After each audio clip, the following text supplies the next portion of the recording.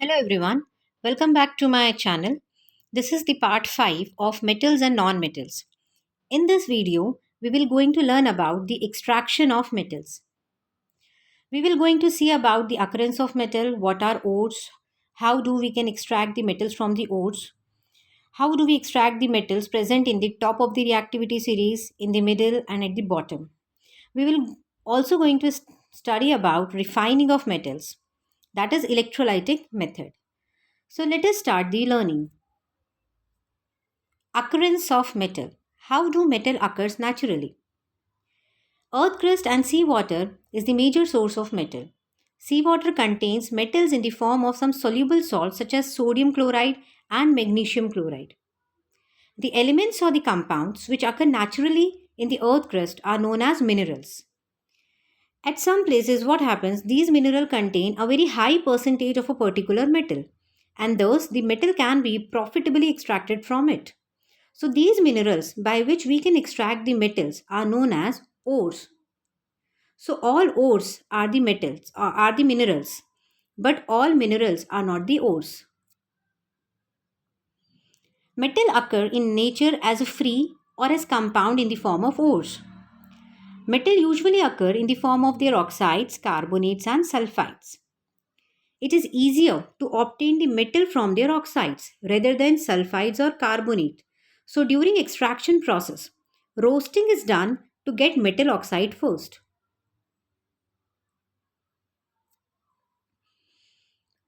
Now introduction to extraction.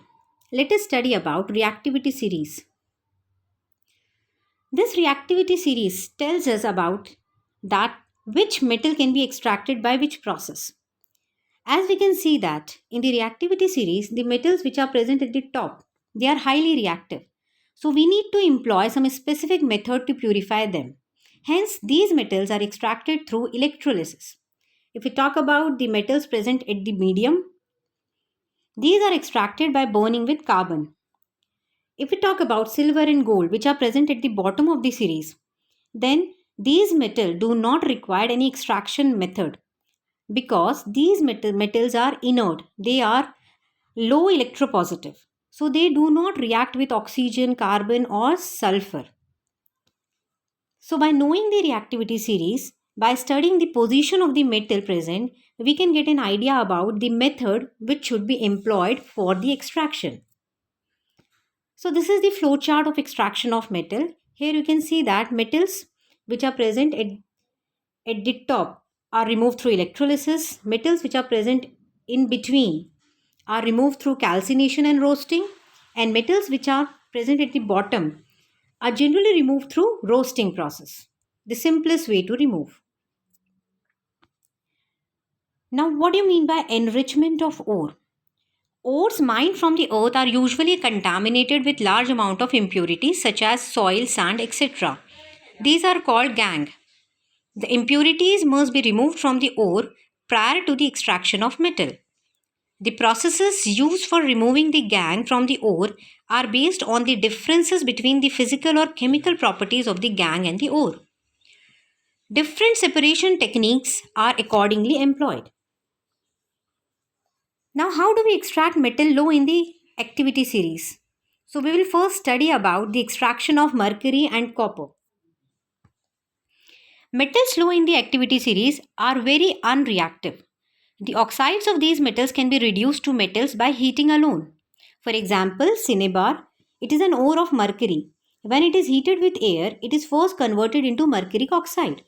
Mercuric oxide is then reduced to mercury on further heating. So these are the chemical equations which are involved. Cinnabar is first converted into oxide and then oxide is reduced to get a mercury. Similarly, copper is also done. Copper sulfide is first oxidized to get copper oxide. Then this copper oxide is reduced to get copper. Now let us study about the extraction of zinc and sodium. We will going to first study about the extraction of zinc which is present in the middle of the activity series. The metal in the middle of the activity series such as iron, zinc, lead, copper, etc. are moderately reactive. These are usually present as sulfides or carbonate in nature. it is easier to obtain a metal from its oxide as compared to sulfide and carbonate. Therefore, prior to the reduction, these metal sulfides and carbonate must be converted into metal oxides. So this is a two-step process. Let us take an example of zinc. Zinc carbonate, if zinc is present in the form of carbonate or in the form of sulfide, in both the cases, sulfides and carbonate ores are first oxidized to get zinc oxide.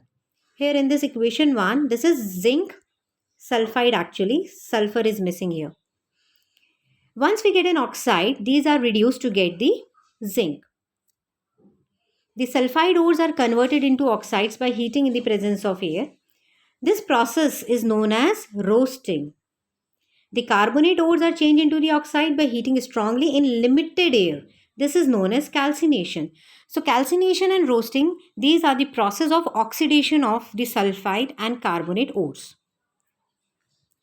So this is the equation. When zinc oxide is heated with carbon, it is reduced to metallic zinc. So hence we have got here this zinc, purest form of metal. Sometimes instead of doing this, we can also do displacement reaction. The highly reactive metals such as sodium, calcium, aluminium, etc.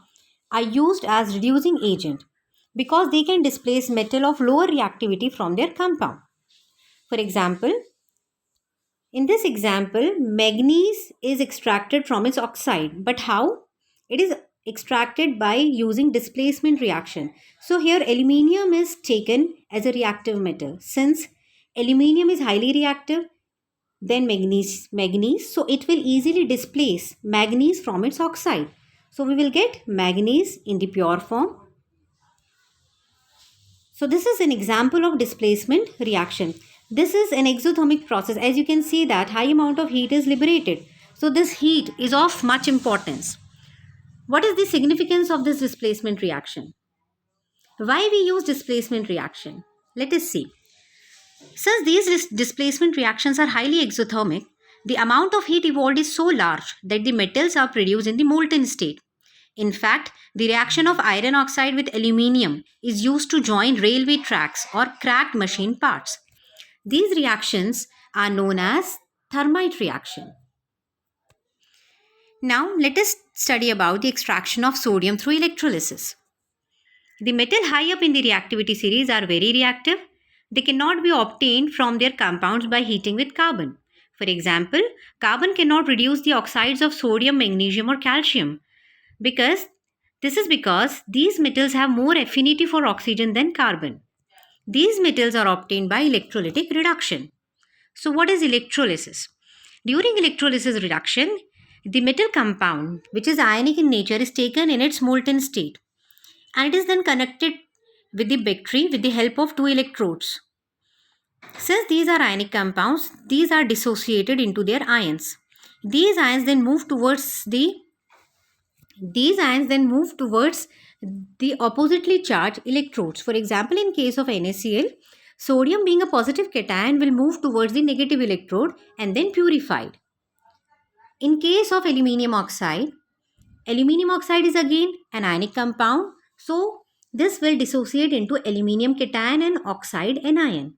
So aluminium cation will move towards the negatively charged electrode and then can be extracted. So this is the principle of electrolysis. These are the reactions of electrolysis. You can easily sum up the reactions here. Here you can see that the metals which are extracted are present at the cathode. Now let us study about the refining of metal. The process of purifying impure metal is known as refining of metals. The most common and widely used method is electrolytic refining. Many metals like copper, zinc, lead are refined by electrolysis method. So this is the setup for electrolytic method. What happens here? In this process, the impure metal is made the anode, whereas the pure metal is made the cathode. And also a solution of metal salt is used as an electrolyte. You can see here anode and cathode. On passing the current through the electrolyte, the pure metal from the anode dissolves into the electrolyte. An equivalent amount of pure metal from the electrolyte is deposited on the cathode.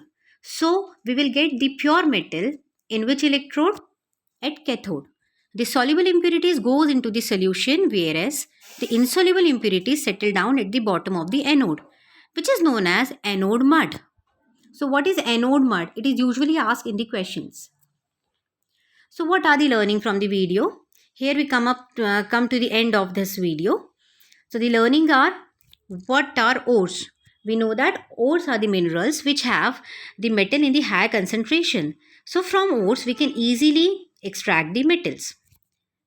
Second question, how metals at the top of the reactivity series are extracted? Since these metals are highly reactive in nature, so they are extracted by the process of electrolysis. For example, NaCl. We have seen the extraction of NaCl through the electrolysis in previous slide. How displacement reactions are significant? Since displacement reactions are exothermic reactions, so the extracted metal which we get is in the molten state. So this molten state metal can be used for joining the metallic parts. Explain the electrolysis of NaCl. So you can see the electrolysis slide here in this video. Now what is electrolytic method? It is again a method to purify the metal. In this method, the impure metal is taken as anode and pure metal is taken as cathode. So during the electrolysis, what happens? The impure metal get dissociated and deposited over the cathode. So I guess we have learned many things from this video. Thank you.